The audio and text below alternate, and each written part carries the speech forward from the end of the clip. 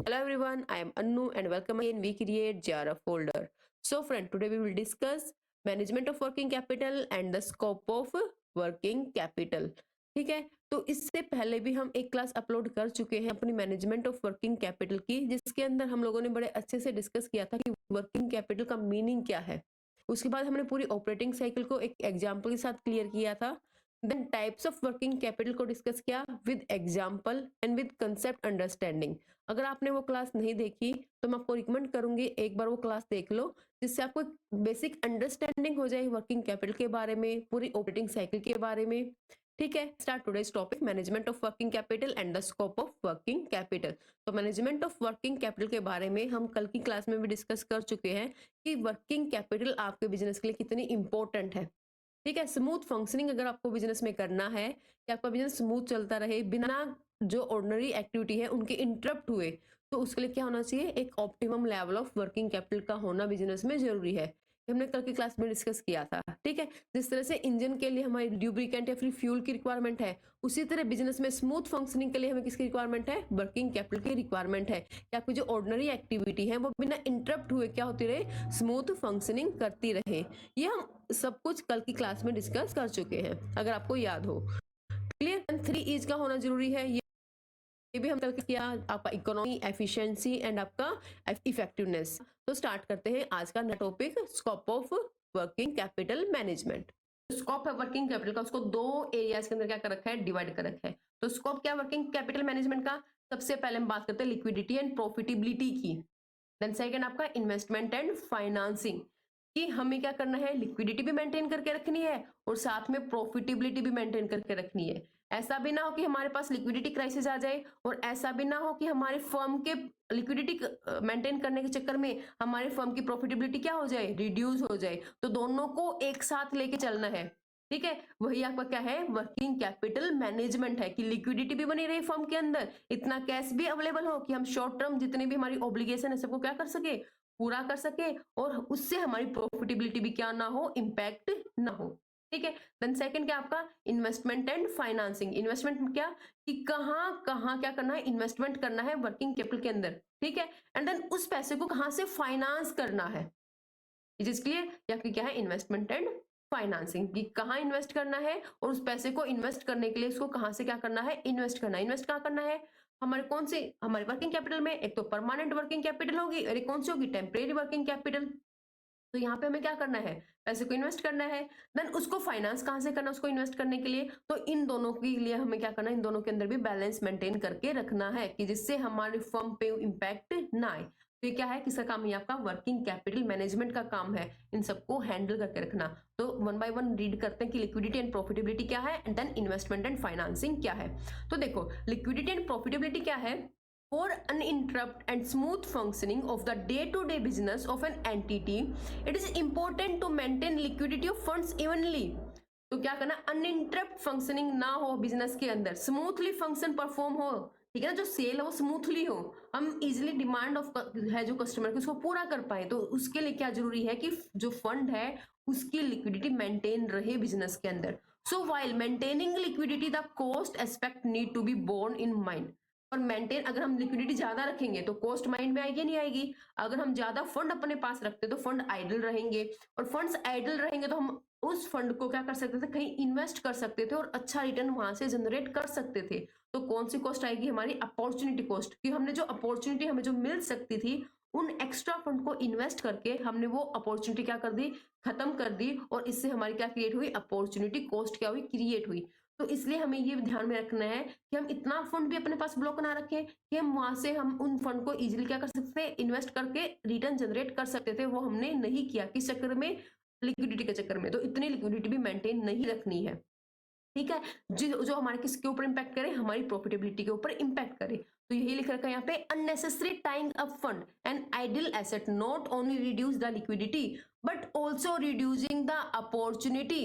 वो क्या करता है, अपॉर्चुनिटी रिड्यूस करता है किस चीज की, आपका रिटर्न को जनरेट करने की, बेटर रिटर्न को क्या करने की, जनरेट करने की। ट्रेड ऑफ इज रिक्वायर्ड, दोनों के बीच में बैलेंस होना जरूरी है। किसके बीच में, लिक्विडिटी एंड प्रॉफिटेबिलिटी के बीच में बैलेंस होना जरूरी है। हम प्रॉफिटेबिलिटी भी क्या कर सके, इंक्रीज कर सके, किसके बिना, अपने डे टू डे फंक्शन को बिना डिस्टर्ब किए, without disturbing the day to day functioning. ठीक है, और ये कैसे पॉसिबल है? 3 E's के कारण। 3 E's कौन से? आपका इकोनॉमी इन फाइनेंसिंग, जब आप फाइनेंस करो उसकी कॉस्ट क्या हो? कम से कम हो, आपको ऐसे फाइनेंसिंग करनी है। एफिशिएंसी इन यूटिलाइजेशन, उस फंड का एफिशिएंटली यूज करो। और effectiveness in achieving the intended.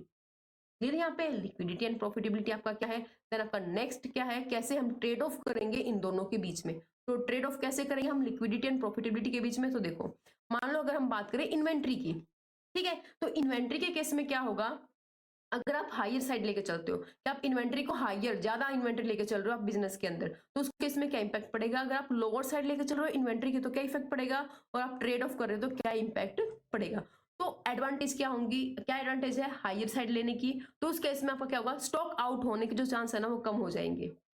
ठीक है, कि आपका स्टॉक आउट कम होगा, आपका प्रोसेस चलता रहेगा। लेकिन वहीं मैं लोअर साइड की बात करूं तो लोअर साइड में क्या होगा? स्टॉक आउट होने के चांस क्या हो जाएंगे? ज्यादा हो जाएंगे। ठीक है, जिससे आपकी फर्म की गुडविल भी क्या हो सकती है? डैमेज हो सकती है। लेकिन यहाँ पे आपकी प्रॉफिटेबिलिटी कहीं ना कहीं रिड्यूस हो जाएगी, क्योंकि मान लो आपके पास एक्स्ट्रा इन्वेंट्री पड़ी है, हो सकता है वो क्या हो जाए? खराब हो जाए। ठीक है, तो आपको इतनी एक्स्ट्रा इन्वेंट्री भी नहीं रख के चलनी। हाँ, ये बेनिफिट है कि आपका स्टॉक आउट नहीं होगा, बट खतरा क्या है यहाँ पे? इन्वेंट्री का ऑब्सोलेंस होने का। ये चीज क्लियर यहाँ पे? देन आपका ट्रेड ऑफ क्या है? कि आप अलग अलग टेक्निक यूज करो, जैसे हम इनको डिस्कस करेंगे अलग से वीडियो के अंदर कि आपकी इन्वेंट्री मैनेजमेंट टेक्निक क्या है। आप अलग अलग टेक्निक यूज करो जिससे आप एक optimum level of inventory maintain रख सको अपने बिजनेस के अंदर। टेक्निक क्या है? इकोनॉमिक ऑर्डर क्वांटिटी और जस्ट इन टाइम टेक्निक, ये कुछ टेक्निक है जिसके एग्जाम्पल यहाँ पे दे रखे हैं। देन रिसीवेबल, तो अगर आप रिसीवेबल जो आपके BR है उनको ज्यादा लेके चलते हो, डेटर को ज्यादा लेके चलते हो, तो उस केस में क्या होगा? हायर क्रेडिट पीरियड आपका अटैक तो करेगा कस्टमर को और रिवेन्यू भी इंक्रीज होंगे, लेकिन चांस है पैसा ना मिलने के या फिर पैसा लेट मिलने के, जिससे आपको वर्किंग कैपिटल ज्यादा मेंटेन रखनी पड़ेगी बिजनेस के अंदर। अगर आप कम क्रेडिट पीरियड अलाउ करते हो अपने इसको कस्टमर को, तो उस केस में क्या होगा? लिक्विडिटी क्या हो जाएगी? कम हो जाएगी। ठीक है ना? लिक्विडिटी, तो इससे क्या होगा? कैश सेल प्रोवाइड, लिक्विडिटी तो मेंटेन रहेगी बट फिर to boost sale and revenue, आप सेल को इंक्रीज नहीं कर पाओगे, रिवेन्यू को इंक्रीज नहीं कर पाओगे। तो बीच का ऑप्शन क्या है? ट्रेड ऑफ कर चलना। तो आप ऐसी अपनी क्रेडिट पॉलिसी को इवेल्यूट करते रहो टाइम टू टाइम। ठीक है ना? Use the service of debt, मतलब जो सर्विस डेट की सर्विस है उनको यूज करो, जैसे कि फैक्टरिंग हम ऑलरेडी डिस्कस कर चुके हैं। ठीक है, तो इस तरह की सर्विस को क्या करो? यूज करो अपने बिजनेस के अंदर। ये चीज क्लियर यहाँ पे? क्लियर? देन आपका नेक्स्ट क्या है? Pre payment of expense. अगर आप एक्सपेंस के प्री पेमेंट कर रहे हो उस केस में क्या बेनिफिट है? अगर आप प्री पेमेंट नहीं कर रहे हो तो उस केस में क्या होगा? अगर आप हायर साइड में आप मोस्टली एक्सपेंस को प्रीपेड कर रहे हो तो उस केस में अनसर्टेनिटी तो रिड्यूस हो जाएगी। ठीक है, लेकिन आपकी प्रॉफिटेबिलिटी इन इन्फ्लेशनरी इन्वायरमेंट वो भी क्या हो जाएगी? रिड्यूस हो जाएगी। अगर आप लोअर साइड लेके चल रहे हो तो आप मेंटेन कर लोगे अपने लिक्विडिटी को। ठीक है, और ट्रेड ऑफ क्या है? Cost benefit analyse required. तो आपको क्या करना? कॉस्ट बेनिफिट आपको देखना कि आपको बेनिफिट कब मिल रहा है, और जब आपको बेनिफिट मिले उसके अकॉर्डिंग क्या करो? आप पेमेंट करो। तो आपका नेक्स्ट क्या है? कैश एंड कैश इक्विवेलेंट, कितना कैश रखना है आपको अपने बिजनेस के अंदर, फिर कितने कैश इक्विवेलेंट रखने हैं आपको अपने बिजनेस के अंदर। अगर आपके पास cash and cash equivalent higher side है, ज्यादा है, तो आप टाइम पे पेमेंट करोगे, आपकी गुडविल इंक्रीज होगी। ठीक है, आपको फ्यूचर में डिस्काउंट मिलने के चांस है। क्यों? क्योंकि आप कैश में पेमेंट कर रहे हो, उसी वक्त कर रहे हो पेमेंट, तो आपको क्या मिलेगा वहां से? हो सकता है आपको कैश डिस्काउंट मिल जाए, तो आपको यहाँ से क्या मिल सकते हैं? बेनिफिट मिल सकते हैं। लेकिन कैश एंड कैश इक्विवेलेंट आपके पास कम है, तो उस केस में क्या होगा? Cash can be invested in some other investment avenue. तो वहां पे आप कैश जो आप कम रख रहे हो बिजनेस के अंदर, उस एक्स्ट्रा कैश को आप क्या करोगे? कहीं इन्वेस्ट कर दोगे, वहां से क्या करोगे? रिटर्न जनरेट करोगे। लेकिन अगर मान लो कैश की अवेलेबल आपके पास कैश की रिक्वायरमेंट हो, तो उस केस में आप क्या नहीं कर पाओगे? एकदम से कैश अरेंज नहीं कर पाओगे। तो अब वो डिस्काउंट वाला जो पोर्शन था, जो आपको बेनिफिट मिला था डिस्काउंट का, वो क्या हो जाएगा यहाँ पे? कहीं ना कहीं खत्म हो जाएगा। अगर आप लोअर साइड कैश मेंटेन करके चलते हो अपने बिजनेस में, तो कैसे वो करें? तो डिफरेंट डिफरेंट जो कैश मैनेजमेंट टेक्निक है उनको क्या करो? यूज करो। ठीक है, ये भी हम डिस्कस करेंगे कौन कौन सी कैश मैनेजमेंट टेक्निक है, जैसे कि हमारा बॉमल मॉडल। ठीक है, जो कैश मैनेजमेंट टेक्निक, जो कैश मैनेजमेंट की क्या करता है? बात करता है कितना ऑप्टिमम लेवल ऑफ कैश हमारे पास होना चाहिए। ये चीज क्लियर यहाँ पे? ठीक है, तो ये क्या था कि कैसे हम लिक्विडिटी एंड प्रॉफिटेबिलिटी को क्या करेंगे? मेंटेन करेंगे, ट्रेड ऑफ करेंगे दोनों के बीच में। क्लियर यहाँ पे? तो आपका नेक्स्ट क्या था? Investment and financing. तो इन्वेस्टमेंट एंड फाइनेंसिंग क्या है? Working capital policy is a function of 2 decision. जबकि वर्किंग कैपिटल पॉलिसी है ना, वो 2 डिसीजन का, मेनली 2 डिसीजन लिए जाते हैं उसके अंदर। फर्स्ट डिसीजन क्या है? इन्वेस्टमेंट डिसीजन, कितनी इन्वेस्टमेंट की जाए वर्किंग कैपिटल के अंदर, और उस इन्वेस्टमेंट को कहां से फाइनेंस किया जाए, कहां से इकट्ठा किया जाए, ये वाला। ठीक है, जो आपका फर्स्ट है इन्वेस्टमेंट वाला, वो डिफाइन करता है कि how much fund we require to invest in working capital, कितना फंड हमें रिक्वायर्ड है वर्किंग कैपिटल में इन्वेस्ट करने के लिए। तो हाउ मच का आंसर देता है आपका इन्वेस्टमेंट डिसीजन। देन सेकंड आपका जो क्या है फाइनेंसिंग डिसीजन, जो कंसर्न करता है कि कहां से फंड को अरेंज करना है, ठीक है ना, कहां से फंड को क्या करना है अरेंज करना है, ये बात करता कौन आपका फाइनेंसिंग डिसीजन ऑफ, ठीक है। It give the answer where from, कहां से, where from fund is source at the lowest cost as possible, कि हमारी क्या है लोएस्ट कॉस्ट आए जितना पॉसिबल हो सके, ठीक है, जिसको हम बोलते हैं इकोनॉमी, जो कि हमने वहां पे पढ़ा था 3 E's के अंदर। फर्स्ट क्या था आपका इकोनॉमी, कि आपकी फंड की जो कॉस्ट है वो क्या हो कम से कम हो। तो financing decision we will discuss in this later, और हम ऑलरेडी पढ़ चुके हैं फाइनेंसिंग डिसीजन के अंदर हमने काफी सारे सोर्स पढ़े, short term source earlier video में हमने डिस्कस किया, कुछ short term sources of financing, long term sources of financing, ये हम ऑलरेडी डिस्कस कर चुके हैं अपनी अर्लियर वीडियो में, ठीक है। आपको प्लेलिस्ट मिल जाएगी वहां पे short term and long term financing की, वहां से आप ये वीडियो देख लेना अगर आपको क्लियर नहीं है कि शॉर्ट टर्म सोर्सेज कौन कौन से फाइनेंसिंग के एंड लॉन्ग टर्म सोर्सेज कौन से फाइनेंसिंग के, क्लियर यहाँ पे। देन अब आ जाती है इन्वेस्टमेंट ऑफ वर्किंग कैपिटल, ये हम ऑलरेडी डिस्कस कर चुके हैं, जो मैंने आपको डिटरमिनेंट्स ऑफ वर्किंग कैपिटल बताए थे वही आपकी क्या है इन्वेस्टमेंट ऑफ वर्किंग कैपिटल, कि कितनी वर्किंग कैपिटल के अंदर हमें क्या करनी है इन्वेस्टमेंट करनी है, वो किसके ऊपर डिपेंड है, जो डिटरमिनेंट्स है वर्किंग कैपिटल के उसके ऊपर डिपेंड है कि पर्टिकुलर टाइप ऑफ बिजनेस में कितनी अमाउंट ऑफ वर्किंग कैपिटल की क्या होगी रिक्वायरमेंट होगी। वो डिपेंड किसके ऊपर है, जो हमने डिस्कस किया था नेचर ऑफ इंडस्ट्री के ऊपर डिपेंड है वो चीज आपकी, क्लियर। वो डिपेंड आपका टाइप ऑफ प्रोडक्ट्स किस तरह का आप बना रहे हो, पेरिसेबल प्रोडक्ट या फिर किस तरह का लार्ज इन्वेंट्री आप बना रहे हो, किस तरह का प्रोडक्ट आपका, आपकी यूनिट कैसी मैन्युफैक्चरिंग यूनिट है, ट्रेडिंग है, सर्विस यूनिट है, वॉल्यूम ऑफ सेल क्या है, अगर हाई है तो प्रॉफिटेबिलिटी हाई होगी, रिसीवेबल एज वेल एज उसी तरह आपको मिलेंगे, रिसीवेबल आपको जल्दी जल्दी मिलेंगे, क्रेडिट पॉलिसी कैसी है, ये हम ऑलरेडी जो हमारे डिटरमिनेंट्स थे वर्किंग कैपिटल के वो हमने स्टार्टिंग में जो किए थे सेम वही है आपके, ठीक है, जो आपके क्या है आपके इन्वेस्टमेंट ऑफ वर्किंग कैपिटल, चीज क्लियर हुई यहाँ पे।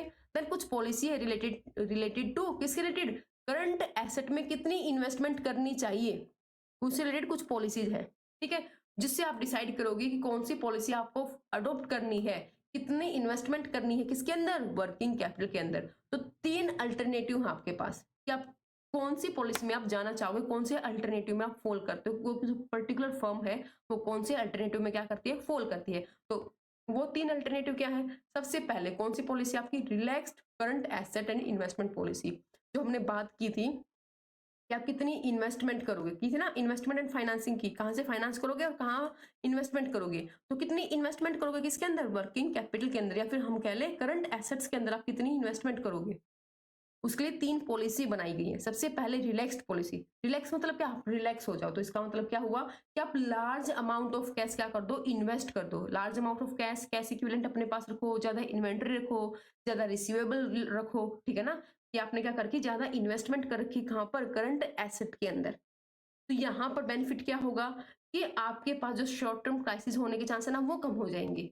लेकिन यहाँ पर डिसएडवांटेज या फिर डीमेरिट क्या है कि आपकी जो प्रॉफिटेबिलिटी है ना वो लो हो जाएगी, और हमें ट्रेड ऑफ करना है दोनों के बीच में, कि हमें जो हमारे पास शॉर्ट टर्म जो हमें पे करने डेट वो भी क्राइसिस ना हो, और हमारे पास जो प्रॉफिटेबिलिटी है वो भी रिड्यूस ना हो। बट रिलैक्स क्या कहता है, रिलैक्स्ड पॉलिसी क्या कहती है, आप ज्यादा अमाउंट क्या कर दो इन्वेस्ट कर दो किसके अंदर करंट एसेट के अंदर, जैसे कैश के अंदर ज्यादा अमाउंट रखो, कैश इक्विवेलेंट के अंदर ज्यादा अमाउंट इन्वेस्ट कर दो, इन्वेंट्री ज्यादा रखो, रिसीवेबल ज्यादा रखो, ठीक है, लिबरल पॉलिसी अपना लो जिसके अंदर आप क्रेडिट पेड कर दे रहे हो ज्यादा दे रहे हो, जैसे आप डेटर बढ़ सकते हैं। It mean promoting the sale, आप प्रोमोट कर रहे हो किसको सेल को। In the view of relatively higher amount investment in current assets the current asset turnover ratio कम फर्म की क्या हो जाएगी पर इस केस में लो हो जाएगी, क्योंकि यहाँ पे चांस क्या हो जाएंगे कि आपका पैसा जो आपका कैश कन्वर्ट हो रहा है डेटर से वापस कैश में, वो जो टाइम पीरियड है वो क्या हो जाएगा कम हो जाएगा, तो जो आपकी करंट रेशियो वो क्या हो जाएगी रिलेटिवली यहाँ पे इस केस में लो हो जाएगी, ठीक है।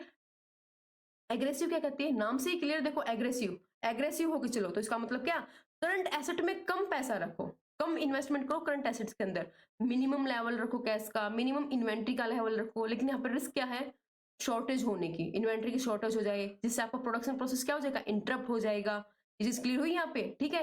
तो hold minimum level of safety of stock of cash, आपको हर चीज का क्या रखना है मिनिमम लेवल रखना है, इवन आपको अपने रिसीवेबल भी मिनिमम रखने हैं, अपने डेटर भी मिनिमम रखना है, तो उसके लिए आपको क्या करना पड़ेगा स्ट्रिक्ट क्रेडिट पॉलिसी आपको अपनानी पड़ेगी, क्लियर हुई बात। तो ये आपकी क्या है aggressive current asset investment policy. Current asset investment policy generally provide the highest expected return on investment, is clear हुई, at the same time it is entitled to greater risk. यहाँ पे क्या होगा हाइयर रिटर्न तो आपको generate होगा क्योंकि आप कम पैसा इन्वेस्ट कर रहे हो, उस पैसे को क्या करोगे, कहीं इन्वेस्ट कर दोगे और वहां से रिटर्न जनरेट करोगे। प्रॉफिटेबिलिटी तो इंक्रीज हो गई, लेकिन रिस्क भी क्या हो गया, साथ में इंक्रीज हो गया। तो यहाँ पे रिटर्न भी ज्यादा है, रिस्क भी ज्यादा है। ऊपर वाले केस में रिस्क कम था, ठीक है, रिटर्न भी तो क्या था वहां पे, कम था। प्रॉफिटेबिलिटी क्या हो रही थी, ऊपर वाले में इंपैक्ट पड़ रही थी। क्लियर। देन मॉडरेट आपका क्या है, दोनों के बीच का मेथड। ठीक है, ना ज्यादा लेवल ऑफ कैश रखो, ना कम level of, minimum level of cash रखो, एक ऑप्टिमम लेवल ऑफ कैश रखो। वो क्या बोलता है, moderate current asset investment policy. तो aggressive current asset investment policy कौन अपनाएगा, जिसको जल्दी से जल्दी क्या करना है, प्रॉफिट अर्न करना है, बट उसको रिस्क भी उतना ही है फर्म को क्या होने के, फर्म के लिक्विडेट होने के। ठीक है, मॉडरेट में क्या है, ऑप्टिमम लेवल रखो, ना ज्यादा रखो ना कम रखो। करंट एसेट के अंदर ऑप्टिमम इन्वेस्टमेंट करो, ज्यादा भी मत करो कम भी मत करो। तो क्लियर, ये आपके क्या थे, आपके क्या थे, policy related to current assets investment. ये चीज क्लियर यहाँ पे। ठीक है, देन आपका नेक्स्ट क्या है, डिटरमाइनिंग फाइनेंसिंग मिक्स। कि आपको जो फाइनेंस कहाँ से इकट्ठा करना है ये डिसाइड कर लिया ना, कि कहाँ इन्वेस्टमेंट करना है, कि करंट एसेट के अंदर कितना कितना इन्वेस्टमेंट करना है। उसके लिए हमने 3 पॉलिसी को डिस्कस किया था। तो यहाँ पर हम क्या करेंगे, यहाँ पे हम डिस्कस करेंगे कि जो इन्वेस्टमेंट आप कर रहे हो कहाँ पर, करंट एसेट्स के अंदर, वो फाइनेंस कहाँ से इकट्ठा करोगे। ठीक है, आपका फाइनेंसिंग मिक्स क्या होगा। फाइनेंसिंग मिक्स क्या, आपके पास 2 सोर्स है फाइनेंस को इकट्ठा करने के लिए। लॉन्ग टर्म सोर्सेज आपके पास, एंड देन कौन से आपके शॉर्ट टर्म सोर्सेज, जिसके बारे में हम ऑलरेडी डिस्कस कर चुके हैं अपनी प्रायर वीडियो में। क्लियर है ना ये। तो यहाँ पर अब हमें ये डिसाइड करना है कि जो पैसा आप इन्वेस्ट कर रहे हो कहाँ पर, करंट एसेट में, तो उसके लिए फाइनेंस इकट्ठा कहाँ से करने वाले हो, शॉर्ट टर्म से या फिर long term sources of finance से।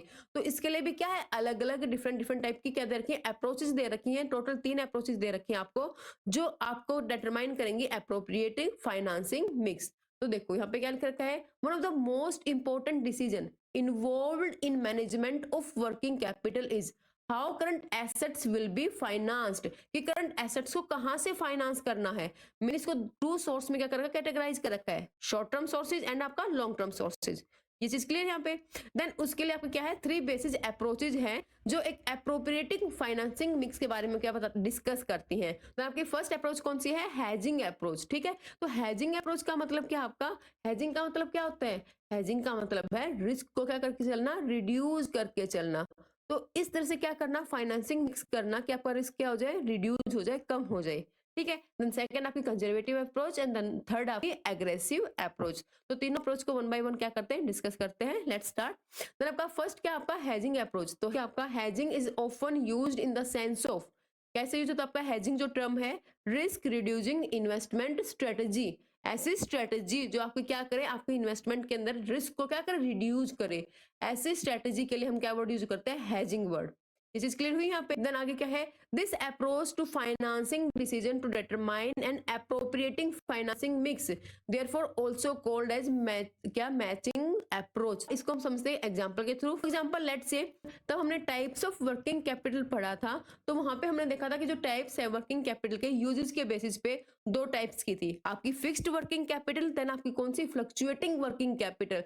तो यहाँ पर क्या है, हैजिंग अप्रोच क्या कहती है कि आपकी जो फिक्स्ड वर्किंग कैपिटल है ना, फिक्स्ड वर्किंग कैपिटल कौन सी आपकी, ऐसी वर्किंग कैपिटल जो through out the year business के अंदर रिक्वायरमेंट जिसकी होगी, इतनी वर्किंग कैपिटल का तो minimum level of working capital जिसका मेंटेन होना थ्रू आउट द ईयर क्या है, जरूरी है। आपकी क्या है, फिक्स्ड वर्किंग कैपिटल।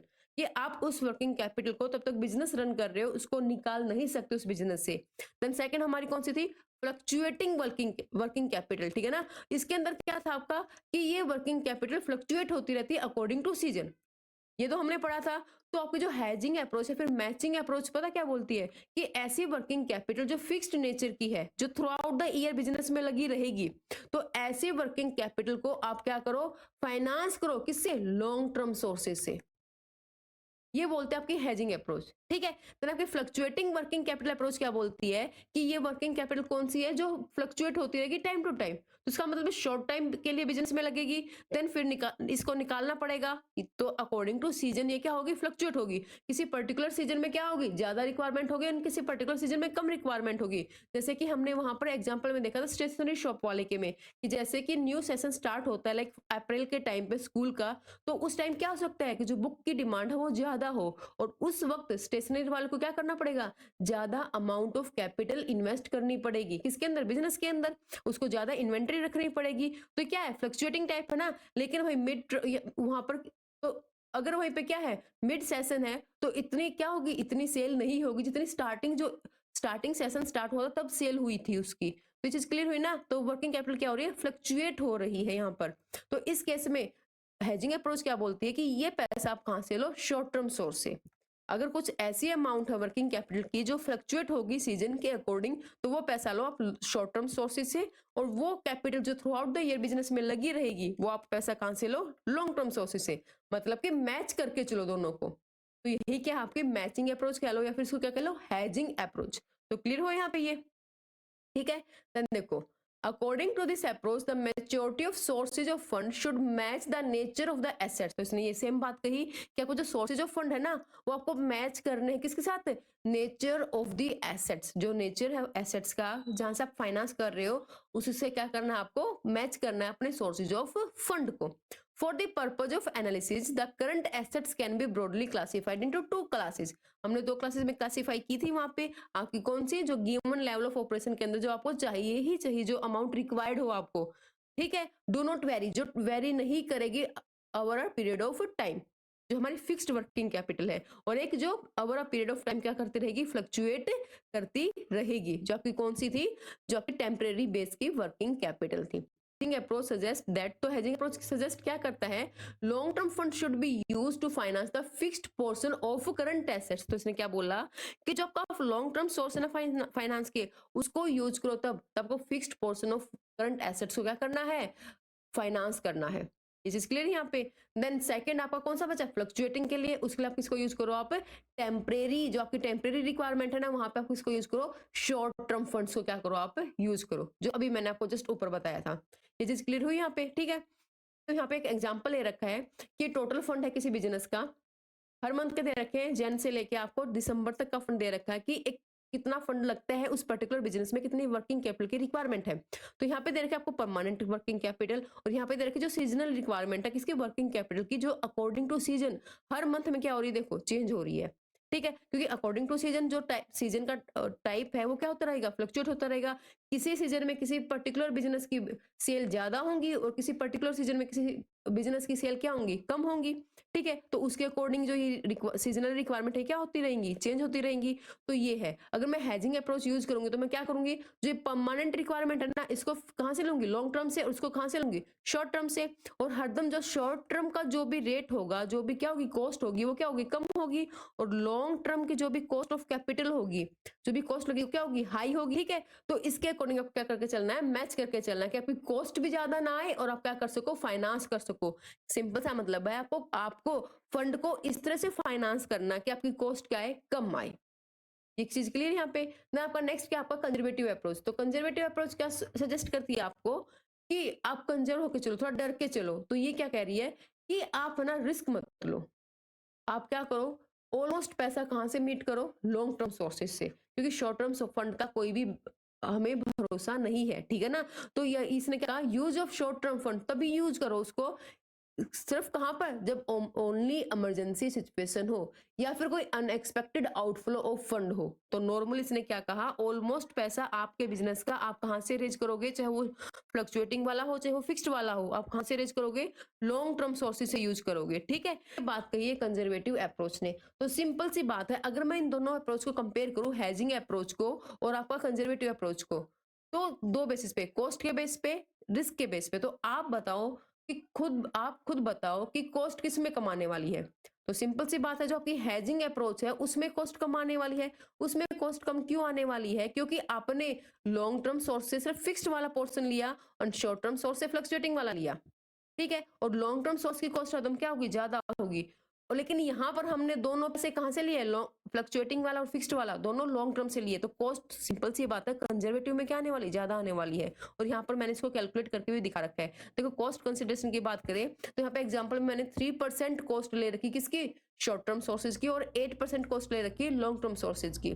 तो मैं अगर हेजिंग प्लान के अकॉर्डिंग अपनी टोटल कॉस्ट निकाल लूं, तो अगर यहाँ पे मैं कॉस्ट निकालूं तो टोटल कॉस्ट कितनी आई मेरी, तो टोटल शॉर्ट टर्म कॉस्ट की बात करूं तो कितनी आई आपकी यहाँ पे 29 लाख क्या आई टोटल शॉर्ट टर्म कॉस्ट आई। अगर मैं बात करूं किसकी, फ्लक्चुएटिंग कैपिटल के लिए जो मैंने शॉर्ट टर्म सोर्स से फाइनेंस इकट्ठा किया था उसकी कॉस्ट कितनी आई। अगर मैं लॉन्ग टर्म निकालूं तो लॉन्ग टर्म कितनी आई 552 लाख क्या आई मेरी यहाँ पे कॉस्ट आई। तो टोटल कॉस्ट कर दो आप ऐड 552 प्लस 29, तो टोटल कॉस्ट आपकी कितनी आई 581 लाख रुपीज आई। किसके अंदर, आपका हेजिंग अप्रोच के अंदर। भाई कंजर्वेटिव की बात करूं तो कंजर्वेटिव ने क्या किया, सारा फंड कहां से इकट्ठा किया, आपका लॉन्ग टर्म सोर्स से। तो यहाँ पे टोटल कॉस्ट आपकी कितनी आएगी रुपीज 720 लाख रुपीज। किस केस में, तब आप कंजर्वेटिव अप्रोच को फॉलो करते हो। और आपकी हेजिंग अप्रोच में कितनी आएगी 581 लाख रुपीज आपकी किस में आएगी, आपकी हेजिंग अप्रोच में आएगी। तो कॉस्ट किसमें कम है, आपका हेजिंग अप्रोच में कम है, ऑब्वियस सी बात है यहाँ पे, ठीक है, क्योंकि यहाँ पे हमने दोनों फंड को मिक्स किया और यहाँ पे हमने सिर्फ किसको यूज किया है, long term source of fund को, और जिसकी कॉस्ट सिंपल सी बात है क्या है, ज्यादा है। ये चीज क्लियर हुई यहाँ पे। अगर मैं रिस्क की बात करूँ, रिस्क किसमें ज्यादा है, तो रिस्क ज्यादा है किसमें, आपका हेजिंग अप्रोच में, कंपेयर टू किसके, कंजर्वेटिव अप्रोच के कंपैरिजन में आपका रिस्क किसमें ज्यादा, आपका हेजिंग अप्रोच में ज्यादा है। ठीक है, अब मैं बात करती हूँ एग्रेसिव स्ट्रेटेजी। तो एग्रेसिव स्ट्रेटेजी क्या बोलती है यहाँ पर, कि यहाँ पर आप क्या करो कि जो कंप्लीटली फोकस है ना स्ट्रेटेजी का, वो क्या है कि प्रॉफिटेबिलिटी आपको इंक्रीज करनी है अपने बिजनेस की। तो मेन फोकस क्या है एग्रेसिव स्ट्रेटेजी का, कि प्रॉफिटेबिलिटी इंक्रीज करनी है। और सिंपल सी बात, अगर आप प्रॉफिटेबिलिटी हाई करोगे तो रिस्क भी आपका ऑटोमेटिकली क्या हो जाएगा, हाई रिस्क होगा। ठीक है, तो high risk high profitability strategy है आपकी कौन सी, एग्रेसिव स्ट्रेटेजी। और ये क्या बोलती है कि long term fund are only financed for fixed asset. तब आपको फिक्स्ड एसेट बिजनेस के अंदर क्या करनी है, फाइनेंस करनी है ना, तो उसके लिए लॉन्ग टर्म सोर्स यूज करो। परमानेंट वर्किंग कैपिटल के लिए भी आप कुछ पोर्शन किसका यूज करो, शॉर्ट टर्म फंड का यूज करो। टेम्परेरी के लिए तो शॉर्ट टर्म फंड यूज करना ही है, लेकिन परमानेंट के लिए भी आप क्या करो, कुछ पोर्शन शॉर्ट टर्म फंड का क्या करो, यूज करो। ये बोलता है एग्रेसिव अप्रोच आपको।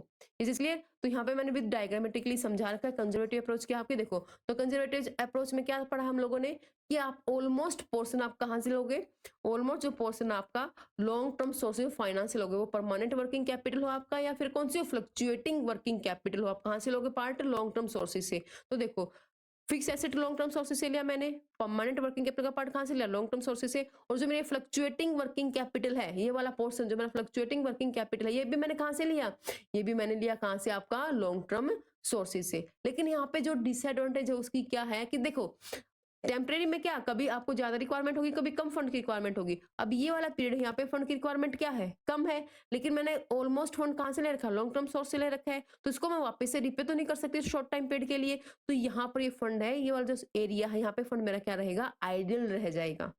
ठीक है, जो कि फर्म के लिए अच्छा नहीं है, जिससे फर्म की प्रॉफिटेबिलिटी क्या हो जाएगी, रिड्यूस हो जाएगी। फर्म के पास फंड अच्छा है, उसको रिस्क नहीं है कोई भी, उसके पास फंड है, तब भी उसको फंड की रिक्वायरमेंट होगी, उसके पास फंड है, उसको क्या कर लेगी, वो यूज कर लेगी।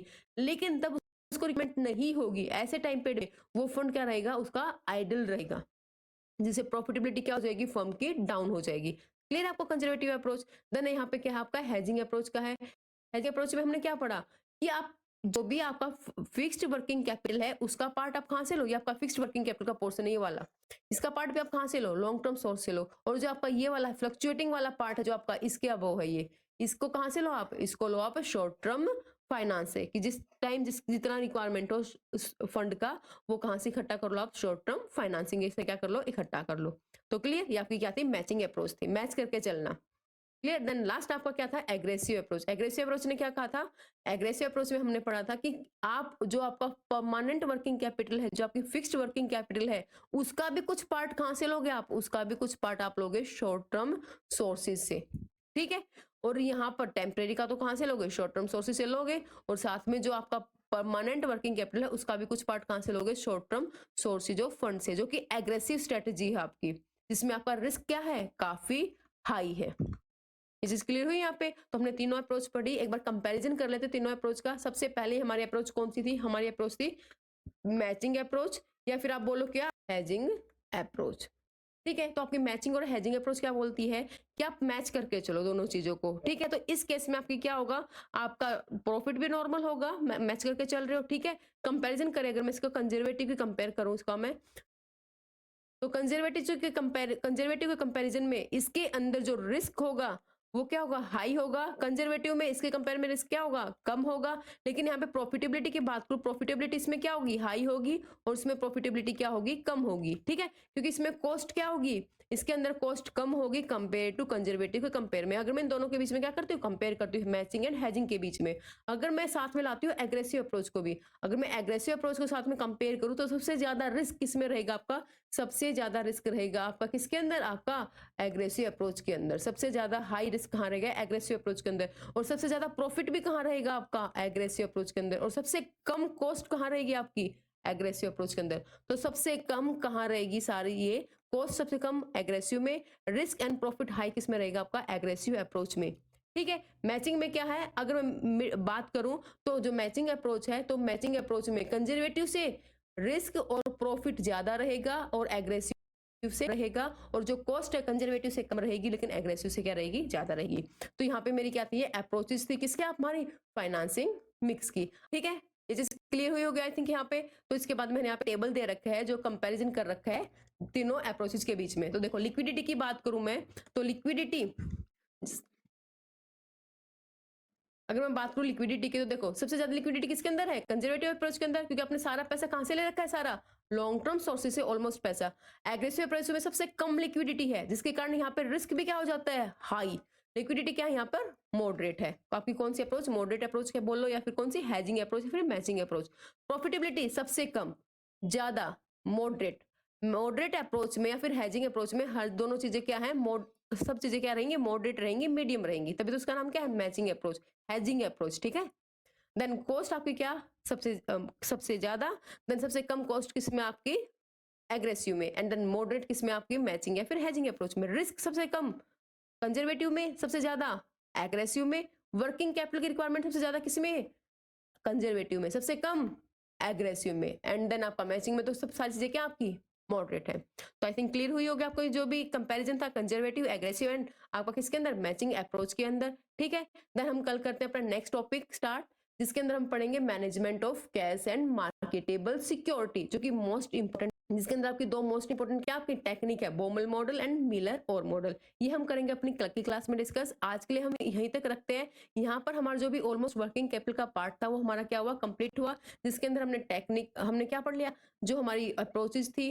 वर्किंग कैपिटल की, वो हमने डिस्कस कर लिया। वर्किंग कैपिटल का meaning, management of working capital क्या है, सोर्सेज मैं ऑलरेडी क्लास में डिस्कस कर चुकी है। Short term sources prior videos में मैंने ऑलरेडी डिस्कस कर रखा है, सोर्सेज क्या है, शॉर्ट टर्म सोर्सेज क्या है, तो वो मैंने यहाँ पर डिस्कस नहीं किया, तो आप वो वहां देख लेना। तो यहाँ पे वर्किंग कैपिटल वाला जो पार्ट था, जो मेन वर्किंग कैपिटल वाला पार्ट था, वो कंप्लीट हुआ। नेक्स्ट क्लास में हम जो कैश मैनेजमेंट है उसको डिस्कस करेंगे। पार्ट तो कैश मैनेजमेंट भी तो वर्किंग कैपिटल का ही पार्ट है। ठीक है, लेकिन जो सिर्फ वर्किंग कैपिटल से रिलेटेड था, वो वाला पोर्शन हमारे यहाँ पे क्या हुआ, कंप्लीट हुआ।